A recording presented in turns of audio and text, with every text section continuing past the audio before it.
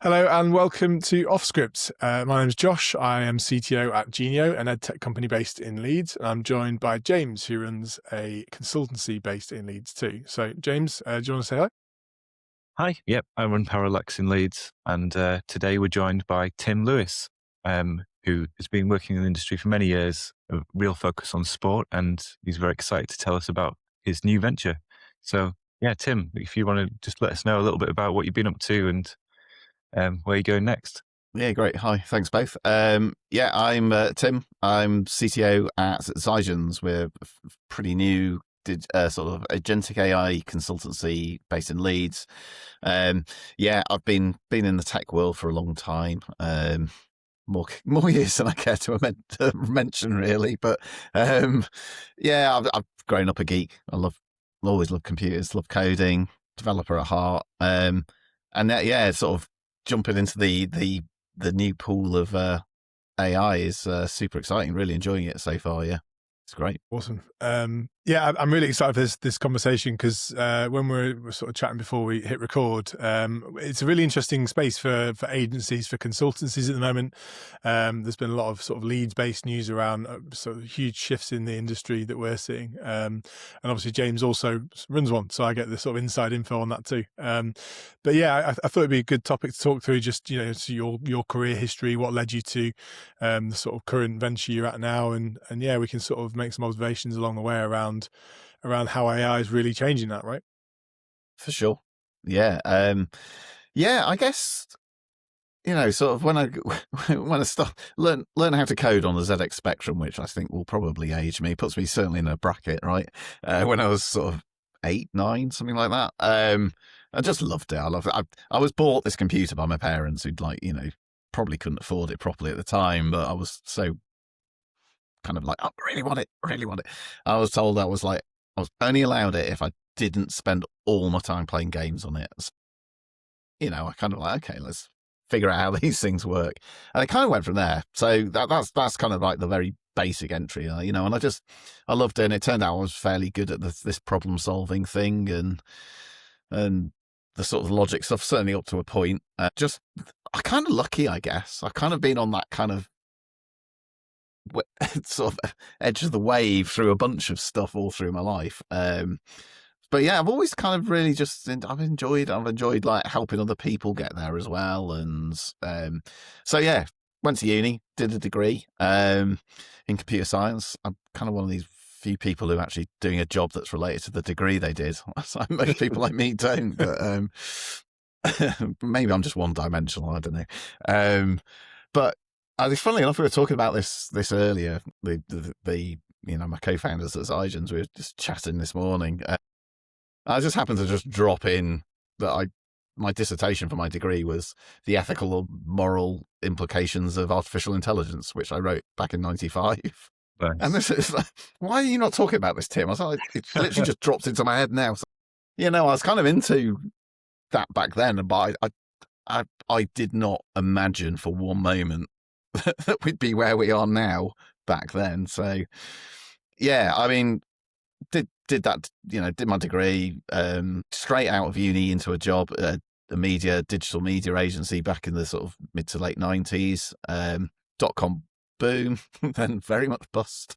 That was my first experience of being made redundant. Was a phone call on a Sunday night. I hadn't been paid for like 2.5 months either at this point. And it was like, don't bother coming into work tomorrow, Tim. The business isn't there anymore. I was like, oh. Which was kind of like, it's never a good time for this stuff to happen, but I'm kind of glad it was at that stage of my career the first time I kind of was up against that, right? Because it kind of just gave me a bit of resilience and made me kind of get out of the sort of bubble I was in Brighton at the time and just had to start looking a bit further afield. Did a sort of short stint at Securicor when they had a logistics division. Probably people might not remember, called Omega Express. I think it's part of DHL now, I think. And then went, very corporate. At this point, I had already made my mind up that I much prefer working at small agencies than large businesses. I went for an interview, just more for the practice of it than anything, at a place called Sporting Life, PA Sporting Life, as it was in Victoria. Not intending to take the job because I didn't want to commute to London from Brighton at the time. Went to the interview and just went, I really want this job. It's just everything about it. The guy who interviewed me, really nice guy, he just like completely sold me on the job. And just like, I've taken that when I do interviews now all the way through. Is like, he was selling the job to me, and I hadn't really thought of it in those terms until then. Absolutely brilliant. And then, I was basically in sports media and for the next 13, 14 years, through various buyouts. And that's when I ended up at Sky Sports bought us to run skysports.com at the time. It was mid 2007, something like that.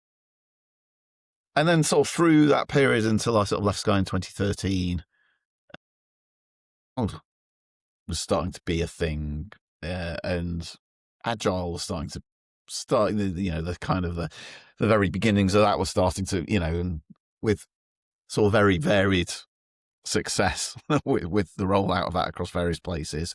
Then from that, I went and did a bit of a stint in, having worked in sports media and betting and gaming for, the last 13, 14 years at this point, I shifted the karmic balance a little bit and went to work for a place called Liquid Logic in Garforth. I don't know if they're still there. Doing writing case management software for social workers, I really enjoyed that. That was really different kind of problem area. And I genuinely did feel like I was actually helping to make material difference to people there beyond, bringing a bit of entertainment in the, sports and that. But that was really good until I was tempted back into sports by Ben Warne when he was CEO at Perform Gaming, as part of Perform Group, Stats Perform as they are now. That it was a short-lived couple of years, I think, till I just decided it was hard to compete. It's a very difficult market, actually. It's probably saturated in the UK. And I kind of sideways stepped into a place called DAZN at the time, which, again, I was like, probably should have been made redundant then because my role wasn't a thing anymore. And I kind of like, I don't know, do I want to do this? Probably was much out of laziness of not wanting to have to look for another job than anything. I thought I'll give it a go for a bit. That was transformational, that role. I absolutely loved it. Just when I first met Rich McIntyre, and we worked together, and he's such a passionate guy about tech, right? And I learned a lot off him, and we had a lot of fun doing that role. And that was really good. Because you then built from there, sorry, go on. Built an amazing streaming platform there and a huge team around it as well. And they scaled quite dramatically, didn't they? Buying the rights for lots of football games and going from basically nothing to like not quite Netflix size, but not far off, right? Like, no, I mean we were sort of sold like it's the Netflix of sport, and then told we're not to say it's the Netflix of sport. But everyone was like, it's just like, what's DAZN then? Netflix of sport. Oh, I get it. Yeah. We will get sued, but it's the easiest way to. Exactly. That was great. I mean, it was real kind of at the time. So when was this? 2018, sometime around then. It was real kind of cutting edge of serverless tech and full on. This was my first proper experience of DevOps done right. Everything was just like perfect. A couple of my teams there, we were doing 20 odd releases a day and stuff like. It was just transformational in my mind, and I learned a lot doing that, and I learned a lot off the guys who were in my teams, and like people like Rich and Rob who were around me, and then some of the experts that DAZN had at the time as well, like Yankees, like an absolute genius at AWS stuff. He was one of their serverless heroes at the time, and yeah, great. Honestly, I kind of look back and I think I've been so lucky. You know what I mean? I've just kind of like all the way along, it just feels like it's just been a series of kind of like I guess because you don't really remember the bad stuff, do you? You know, unless it's Out, unless it's a funny anecdote. It's like you kind of remember the good stuff. But yeah, it was honestly I really enjoyed that. It was good fun. And actually, I left in the end because it was almost too good. I was getting a bit bored because we'd kind of solved a lot of the problems. Yeah, you've been sort of day-to-day running mode. Yeah, and then it was like I kind of feel like I've done everything that we can do here. So then I moved to Hermes, so weirdly back into logistics. Under kind of because I learned all this stuff into Zone, and they were trying to go on this agile transformation themselves and get a bit more, kind of out of the very waterfall way of working in a lot of ways. Absolutely brilliant place in so many ways. Genuinely, there's a load of really clever people who work there, and I was like, it's not that hard sending a parcel from A to B, right? You kind of lift back the layers and go, then you kind of dig down and go, blimey, there's so much stuff that goes on here that you don't really think about until you're kind of forced to. Yeah, because you're trying to build a reliable system out of unreliable parts like people and transport links and trucks and conveyor belts and printers and all sorts. Yeah, absolutely fascinating. Yeah, but I sort of kind of brought in there, to try and help start getting a bit more DevOpsy, I guess. I know so many people, if they listen to this, they'll come hunting for me. Terrible term. But, it was, that was the kind of, but there was this like, I was all mentioned, there was like there's a project coming, a big project that we want you to sort of take a big part on. And I was like, okay, fair, but, get in, settle down, meet people first, get your feet under the table sort of thing. I didn't think too much about it. Then kind of 3 months in, it seems to be going all right. We could see developing like a good picture of like the scale of the challenge in transforming the way work happens in a place like Every. I think not least, I went in going like, oh, we can do this brilliant. We can do like continual deployment is great. With my head on like coming out to Zone, completely digital, virtual, all of it. Then you go into a business that has a massive physical element to it. It's like, oh, yeah. Yeah, it's not so easy to do 20 releases when, that might turn a conveyor belt off somewhere in a sorting center, and it gets trickier, right? And you were there during the rebrand, right? So you had lots and lots of legacy apps to rebadge and reconfigure and all sorts. Exactly that, right? So yeah, this project they didn't tell me about was literally given sort of like, I was talking about it. And it hid hushed terms about Project Mercury. Which, when you think about it now, Hermes, obviously, was like, I kind of figured it out. Like, you're doing a rebrand, aren't you? And went, yes, right. Yeah, we needed to sign an NDA because they were really kind of concerned about, it's a real razor thin margin industry, and like any competitive advantage, even if it's pretty, kind of sneaky. They definitely didn't want any competitors knowing that this was going to happen, because the counter PR against it could be quite strong. But yeah, we were given the project to rebrand from Hermes to Every, a very tight window to deliver it in, which practically turned about 4 months. And part of that required a complete replatform of the CMS. And I loved every minute of it. It was utter chaos. Absolute insanity in so many ways, but so many people pulled together there to make it happen and deliver it, and it was so refreshing.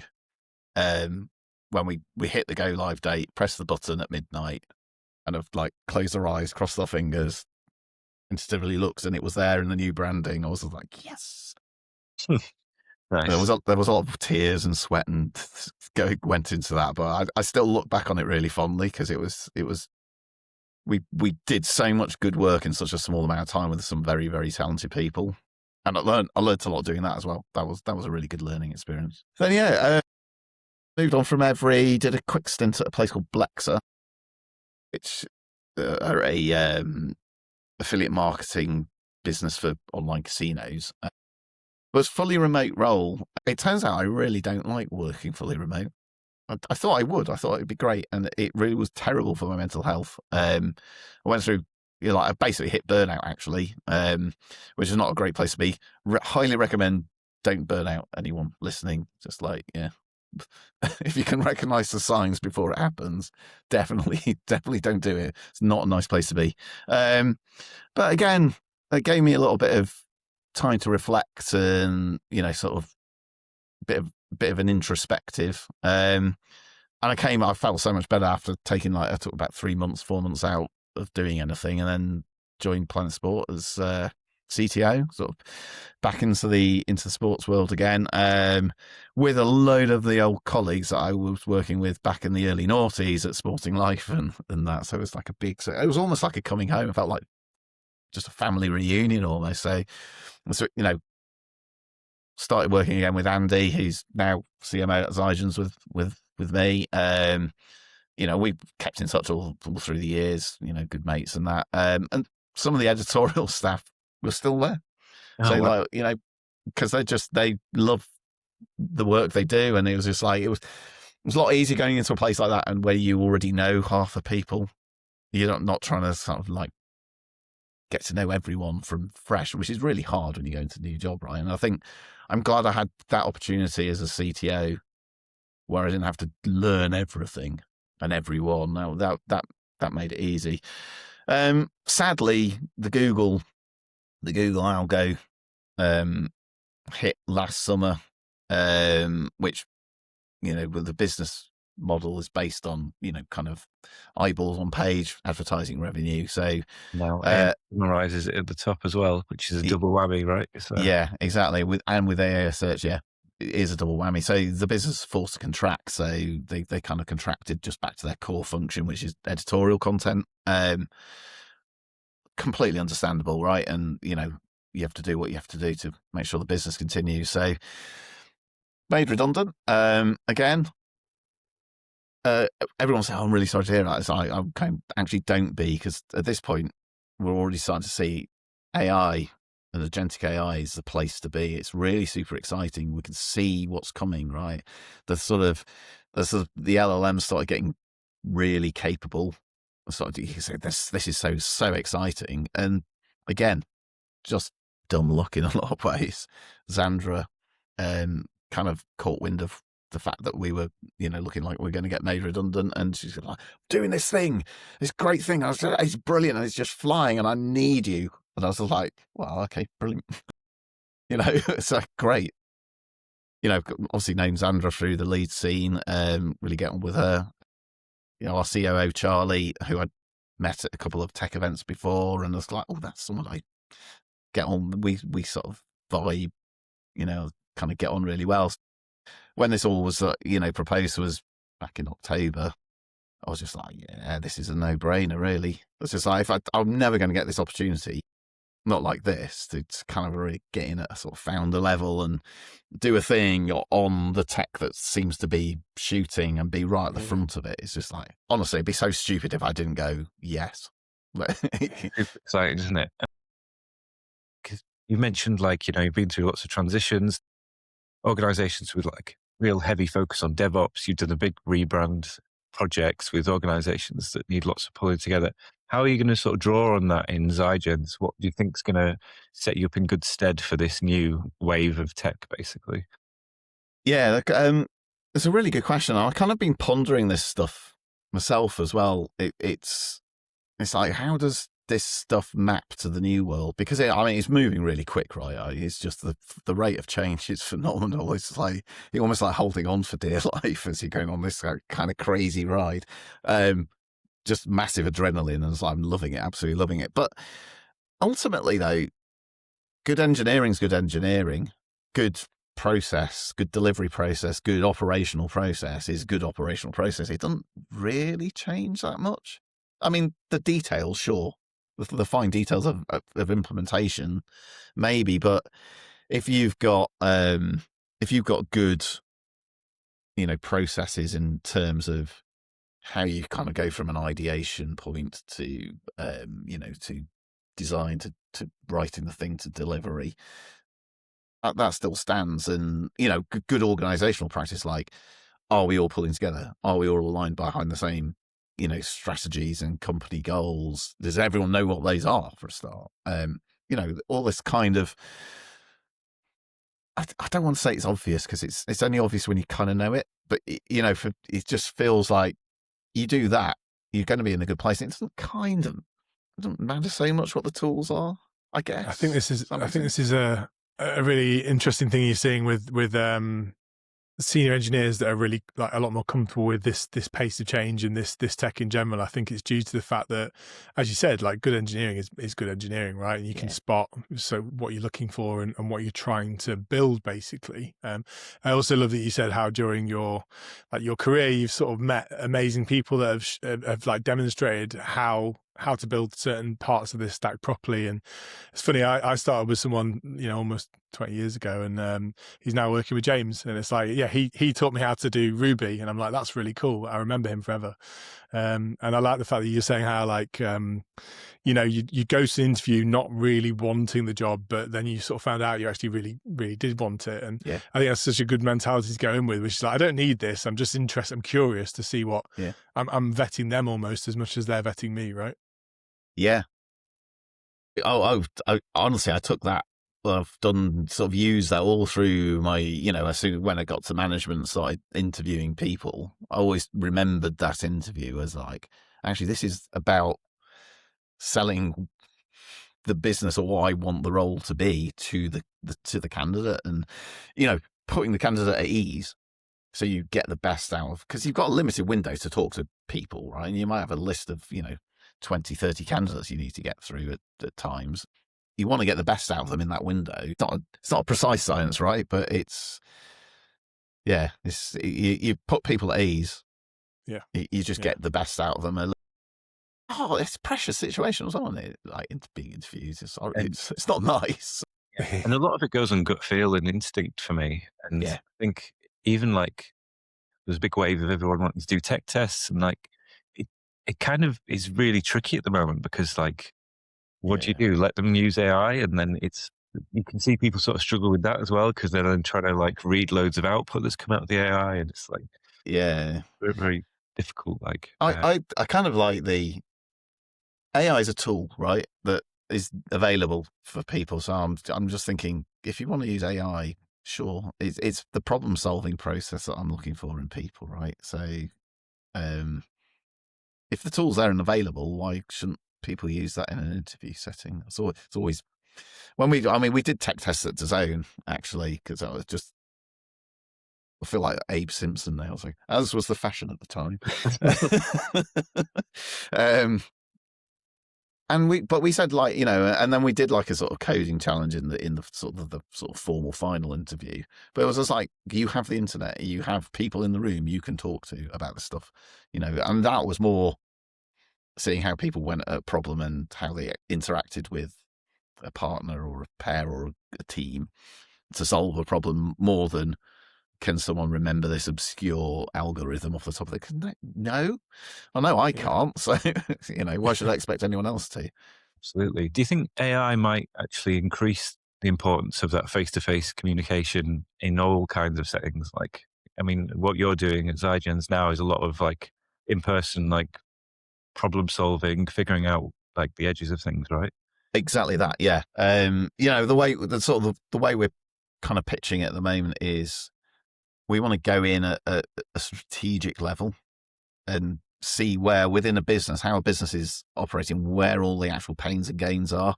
And it's not necessarily a tech thing that we're targeting here. We're targeting basically the domain experts within a business, because ultimately they're the people who have the challenges in their day-to-day roles, and they're the people who know that business. We all know, like working in agencies, you can go in and help, but you don't really know what that business is, right? Not unless, maybe if you're there for, a year or so, then you start picking up on that. But when you just go in cold, we can't go in like, well, you must install this set of agents to do this thing and it will solve all your problems, because it probably won't.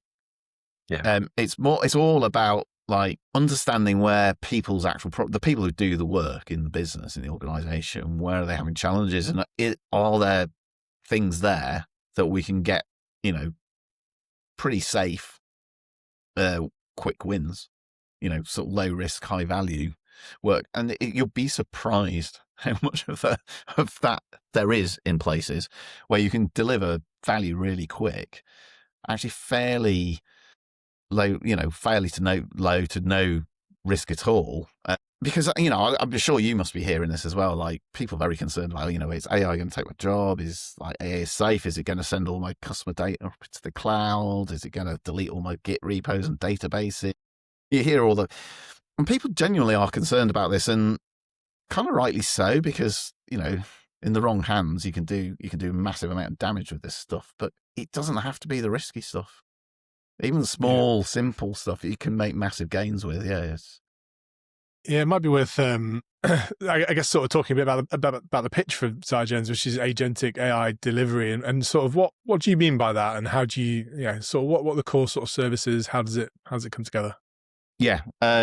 So, like I sort of just said, we're kind of going in at a strategic level initially, kind of targeting, sort of board level, C-suite, SLT level initially, mainly because we wanted to make sure places have the strategy right and are starting to think about things like AI governance and safety, and that has to come from the top. Also, because we're kind of going for a domain-driven expertise approach, if you're building, so one of the things we're seeing, right, if you're building tools from, out of your dev teams and your tech folks, who tend to be more often than not likely to be the ones who are experimenting with this stuff, it's really disparate and it's pulling in different directions. And, it's almost potentially solving a problem that doesn't really exist, especially in a business term.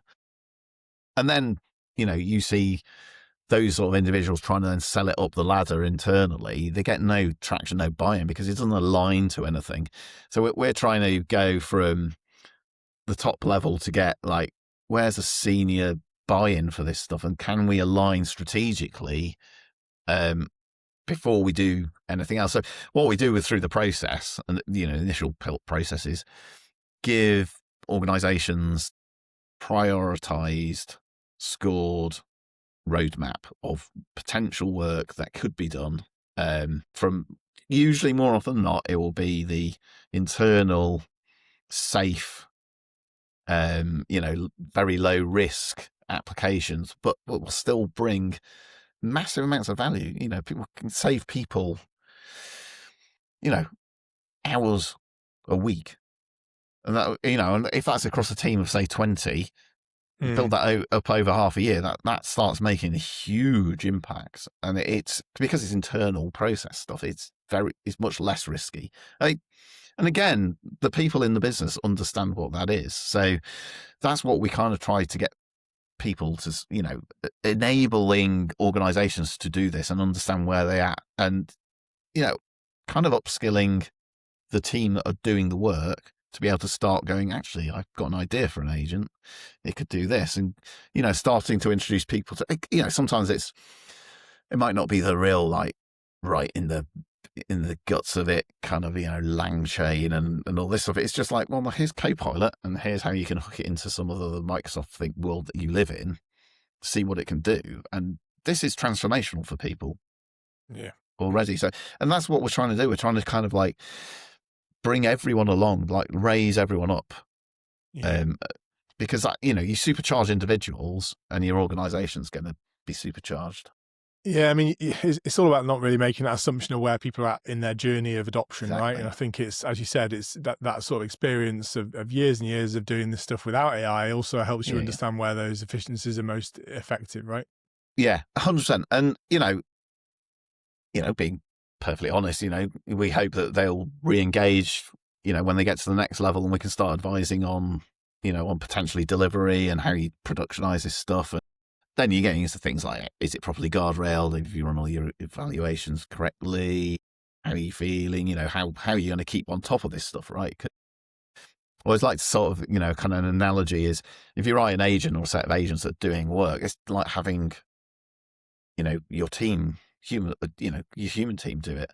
If something changes, like there might be a regulatory change, you send your team on training, right? So you have to do the same with the AI agents as well. So there is that, and it's not like we're trying to hide away from this. It's like you need to be aware when you do this. It's not just free all the way. There are things that you need to be on top of and be aware. And you can't just turn this stuff off and just sit back and stick your feet on the desk and not worry about it. It still needs, like any organization in a fast moving world, you need constant tweaks. And that's just, doesn't matter if it's AI, humans, both, it's always true.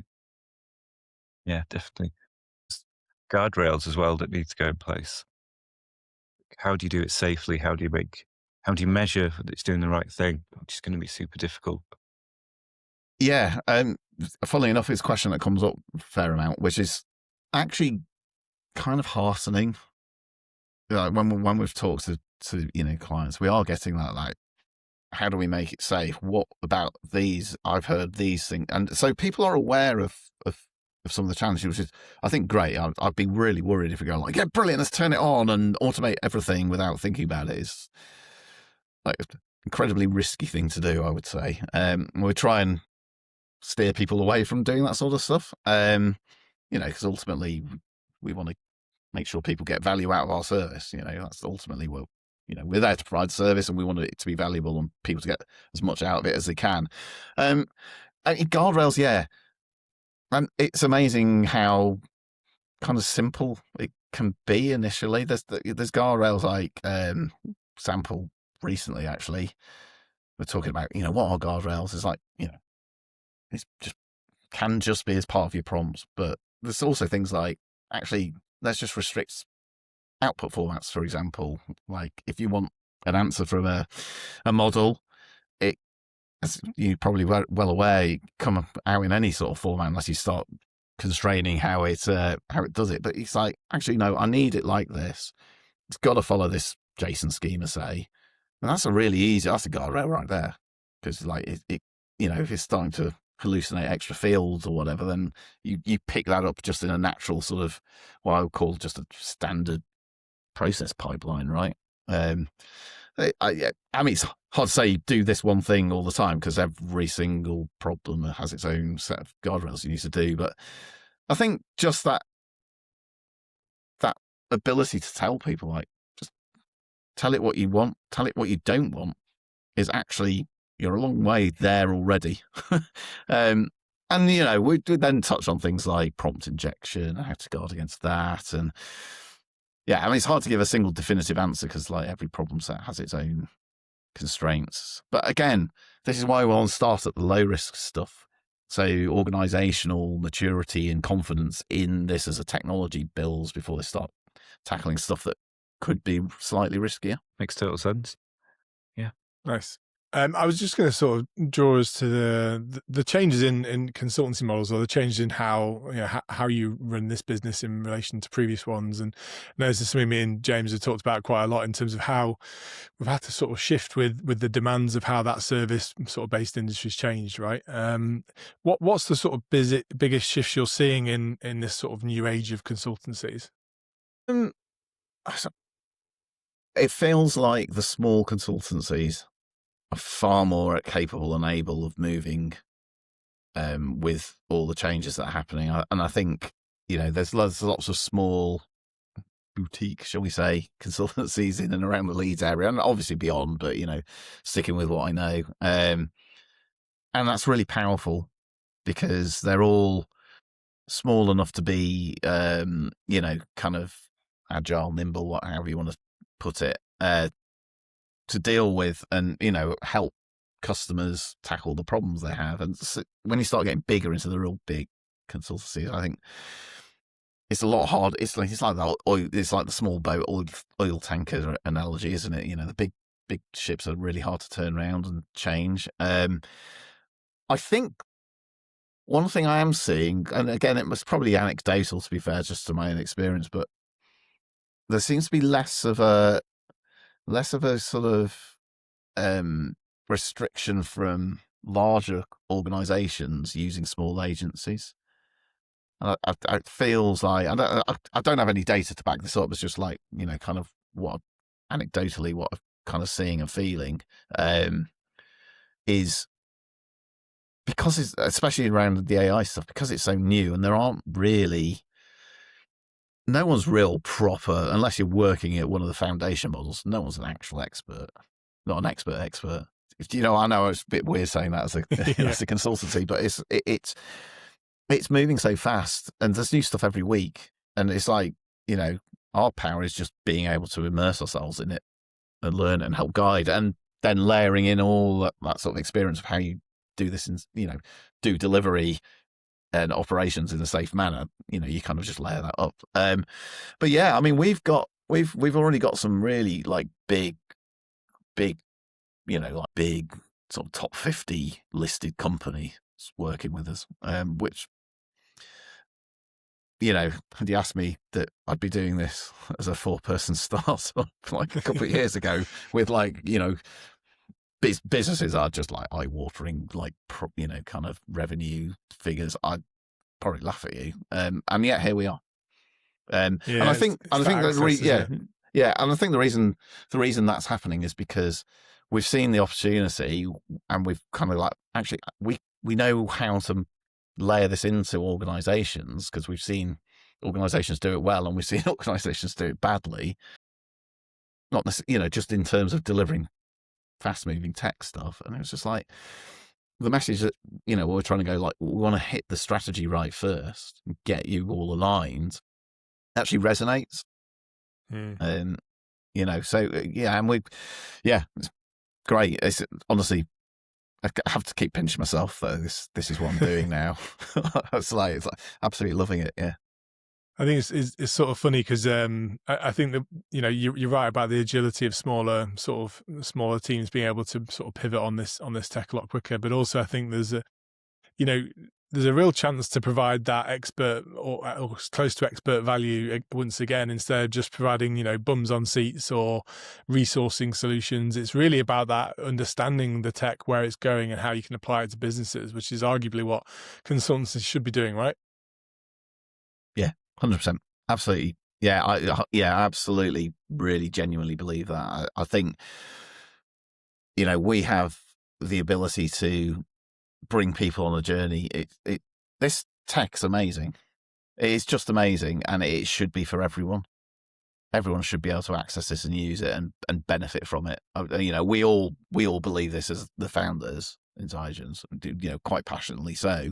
It has to be for everyone because, you know, the world's a horrible place at the moment. There's lots of really horrible things going on. And, you know, people feel threatened by new stuff, especially when it's as powerful and fast moving as, you know, AI is. You know, it's a lack of knowledge and lack of experience, lack of, you know, the unknown, right? Change is hard for humans to deal with, and there's lots of stuff going on in the world, but, you know, but this stuff can be transformational and it can help people and it can help communities, and we have to lift people up. We want to bring everyone on the journey, right? You know, obviously we can't just, you know, we need to make money to be able to do that, but genuinely we want to try and get everyone. Yeah, I love that. You know, and it can't just be us either, right? But, you know, that's what, you know, it's kind of one of the messages we want to push is it has to be for everyone, and we want everyone to benefit from it. Nice. Yeah, I love that. Is like the accessibility and the sort of inclusivity of this tech is really important. I think it's on multiple levels. As you said, it's like an education piece, but it's also like an access thing. And at the moment, a lot of these big players are quite expensive, and there's quite a lot of sort of lock-in or stickiness to the services. So I'm quite interested to see what happens with the ecosystem sort of over time there. Yeah, I mean, us too, and we're trying to, like, you know, we really do want to try and, yeah, there's so many disenfranchised people, even in and around Leeds in the West Yorkshire region. It's like, is there stuff that we can do to give people, you know, because the Leeds tech community just proves this for me. It's like we could all be competitors, right? In another city somewhere, we probably won't be talking to each other. We're probably keeping our closely guarded secrets. But Leeds genuinely does feel different, doesn't it? It's just, oh yeah, no, like, we've got this thing going on here, and we can't do that. I know people over, like, James at Parallax could totally do this. Like, here you go, sort of. And this goes on all the time, and it makes the city sort of greater than some of its parts. It does, it kind of superpowers everyone. And I just love that. I absolutely love it. And there's no reason we can't just keep doing that and expanding that and bringing more and more people in. And I think wonderful things will happen if we do it. Yeah, definitely. It's not a zero-sum game, and I think No, it's maybe there's a bit of Leeds versus London in my head, but I think yeah, us that's all Leeds right lot for a need bit to of come friendly together. rivalry, right? A bit of north-south banter and that. Yeah, I think it's a good thing, and we need to get stuff. It can't all just be in London. It's terrible for the country. It's terrible for the economy. We need to get growth areas around the UK. Absolutely. You don't want those shiny shoe consultants, Exactly. putting huge teams of AI consultants on stuff. Like, let's go grab some of that for sure. Yeah. I'm pretty certain no one will ever accuse me of being a shiny shoe consultant. Yeah. Cool. Well, I don't know if you got anything else to sort of probe into, James, but I think that almost wraps us up. Yeah, no, that's great. Thank you so much Nice. for coming on, Tim. I know, Yeah. love it. I love chatting with you guys anyway. So it's no problems Yes, at all. Yeah.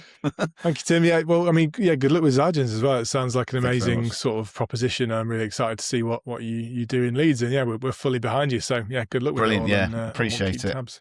And we're super excited to be doing this, and keep an eye out for everything that's coming down the line. We're hoping there's lots of exciting stuff coming. So Amazing. Well, yeah, don't forget to hit subscribe, and yeah, we'll see you next time for another episode of Off Script. So thanks very much. See you soon. Thank you very much.